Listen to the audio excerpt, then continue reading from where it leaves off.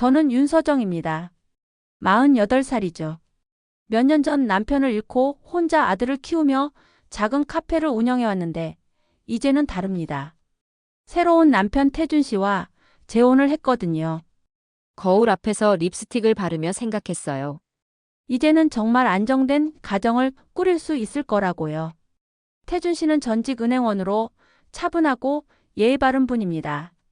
항상 정중하게 저를 배려해 주시거든요. 카페에서 손님들이 새 아버지에 대해 물어봤을 때 정말 좋은 분이라고 답했어요. 실제로 그랬습니다. 매일 정장을 단정히 입고 나가셨다가 저녁에는 꼭 돌아오셨어요. 규칙적이었죠. 저녁에 태준 씨 친구들과 식사를 했는데 이상했습니다. 요즘 무슨 일을 하는지 묻는 질문에 태준 씨는 여러 사업을 알아보고 있다고만 답했어요. 구체적인 설명은 피하시더군요. 집에서 태준 씨 손목에 고급 시계를 봤습니다. 언제 샀냐고 물으니 예전 거라며 자연스럽게 가리셨어요. 민재는 새 아버지가 어떠냐는 질문에 나쁘지 않다고 답했습니다. 정말로 새로운 시작이었지만 그날 밤 태준 씨의 완벽한 모습이 때로는 어색하다는 생각이 들었어요. 마치 연기 같다는 느낌이요. 며칠 후 민재가 급하게 카페로 와서 새 아버지 방에서 이상한 걸 봤다고 했습니다. 자물쇠 채워진 서류철과 여러 개의 휴대폰이 있었다는 거예요. 가슴이 철렁했지만 그건 사생활이라며 함부로 뒤져보면 안 된다고 꾸짖었어요. 오후에 미정이 들렀습니다. 신혼생활에 대해 묻길래 좋다고 답했더니 태준 씨가 정확히 뭘 하는지 물어봤어요. 여러 사업을 알아본다고 하니 미정이 의아했습니다. 돈 냄새가 수상하다고 뭘 그렇게 감추냐고 하더군요.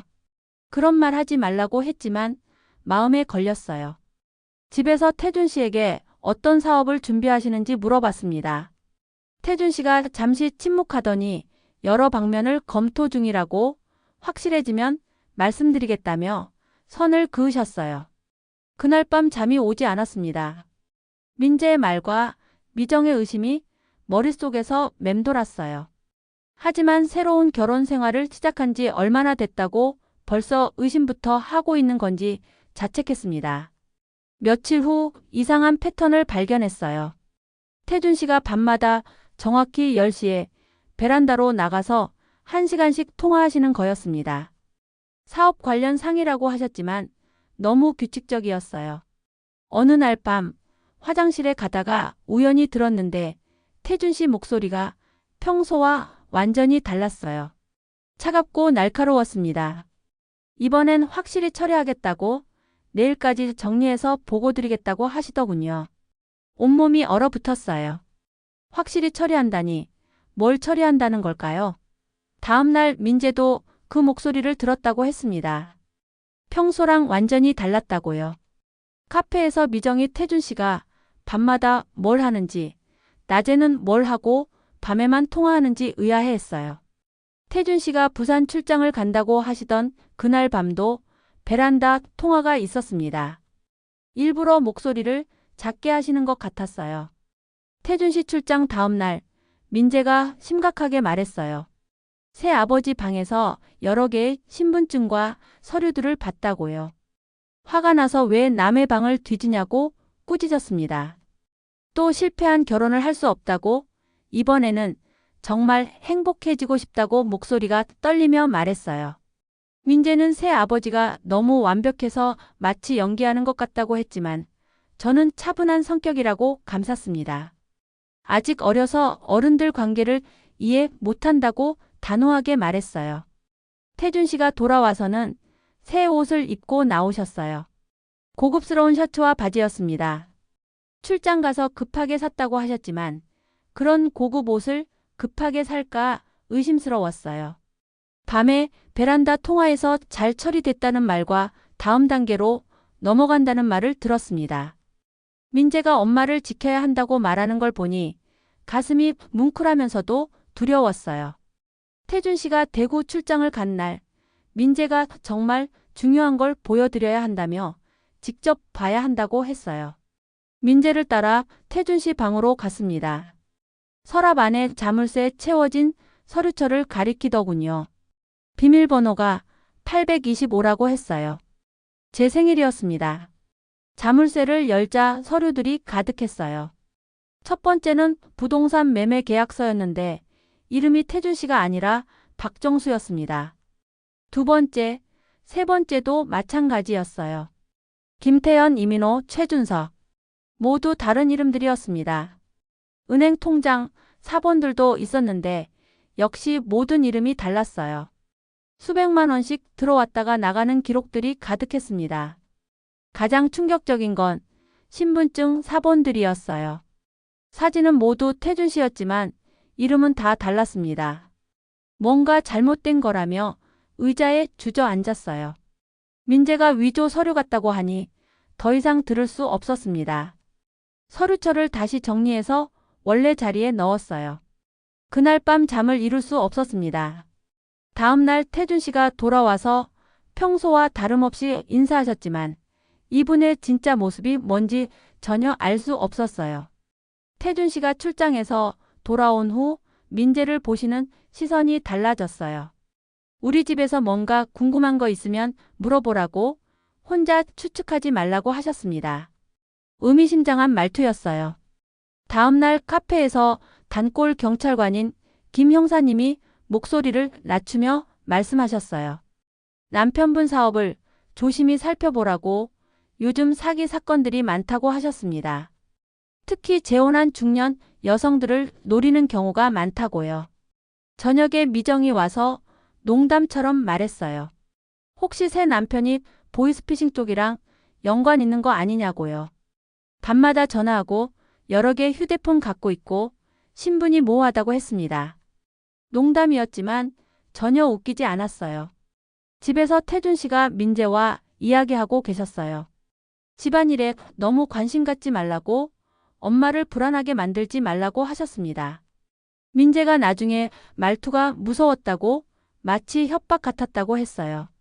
민재는 컴퓨터 화면에서 나이 든 분들의 사진과 전화번호 목록을 봤다고 했습니다.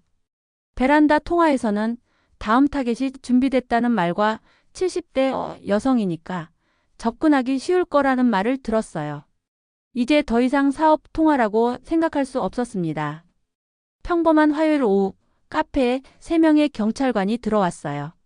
박태준 씨와 관련이 있느냐고 물어보더군요. 제 남편이라고 답하니 보이스피싱 조직의 핵심 브로커로 수배 중이라고 했습니다.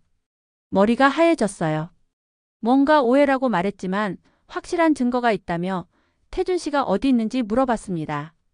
경찰차를 따라 집으로 향했어요. 온 세상이 돌아가는 것 같았습니다. 태준 씨는 거실에서 신문을 보고 계셨어요. 체포영장이 발부됐다는 말에 당황하며 부인했지만 연기 같았습니다.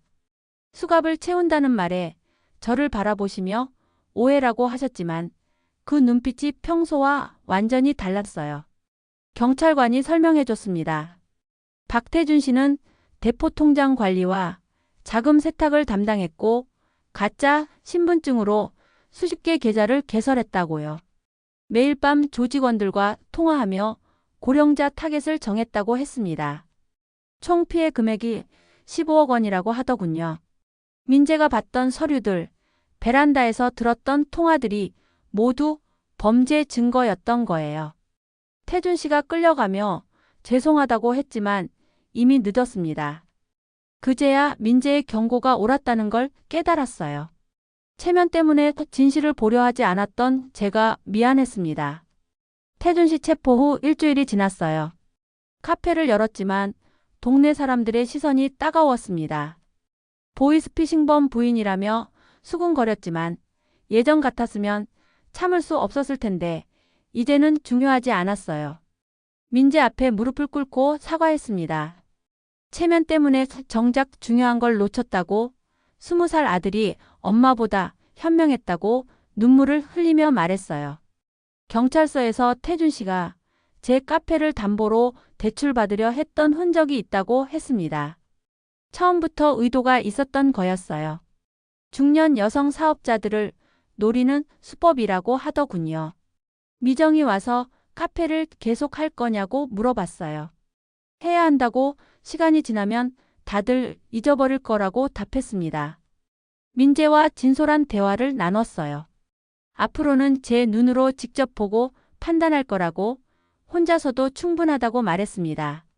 한 달 후 태준 씨의 실형이 확정됐어요. 카페 거울을 보며 말했습니다.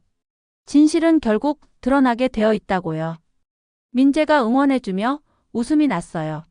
새로운 시작은 언제나 가능합니다. 저는 이제부터 진짜 제 인생을 살아가겠어요.